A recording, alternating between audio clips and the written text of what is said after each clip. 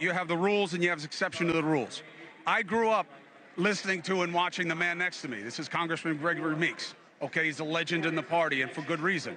This is a man who has tried to counter with people and with votes what gets done with bigger constituencies. And it's good to have you here. Good to be with you, Chris. Thank you very much. I saw you giving me the stink eye when I was talking about the money. No, it's part of the business. It is. You just got to try to make sure that everybody's paying their fair share.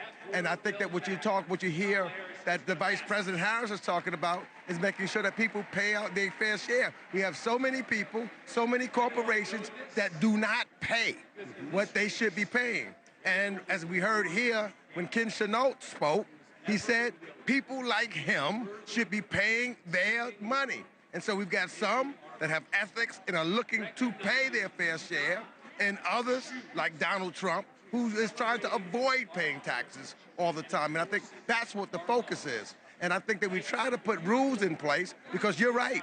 You know, look, just as you say that we have to raise money for the places in the arena, well, we also have to pay the media to do the advertisement. They don't give us free advertisement. That has to be paid for. So the money has to be raised so that you can do that. Hold on a second. Hold on a second. I see what you did there. And I'll give you half credit for that. But let's be very honest.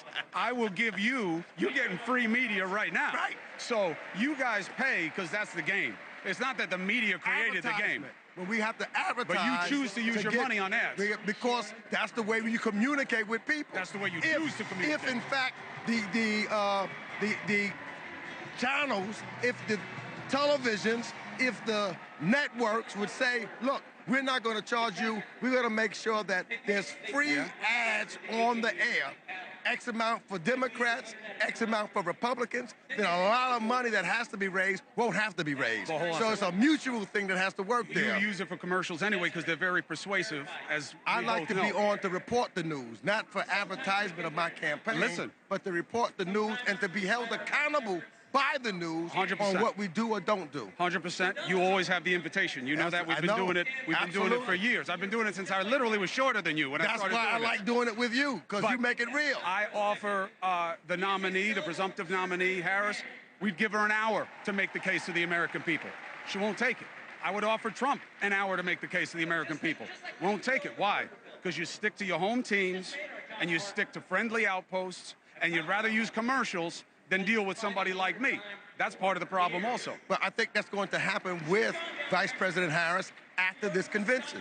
Because you have a period of time where she just became the nominee. So after the convention, then you'll see that there'll be more interviews and working and sitting down and talking to express and to talk about what her policies are and what she's looking to do to push the country forward. You have a big thing that you guys are doing tonight that I think is a real key to the democracy going forward. These kids on social media have tremendous platforms. I don't know how deep their draw is. You know, I don't know from the 10 million, you know, how much they can dictate the way we usually see influence. But how important to you in seeing this new generation of influence and having them speak here tonight, to you, what is the statement the party's making? It's that we have a deep bench and a great future, that there is potential in bringing and looking forward as to what America can be, becoming a more perfect union, not going back like the Republicans. You know, they talk about make America great again. I don't know what they're talking about when they go back. I know my childhood, you talking about the 60s when my parents couldn't vote?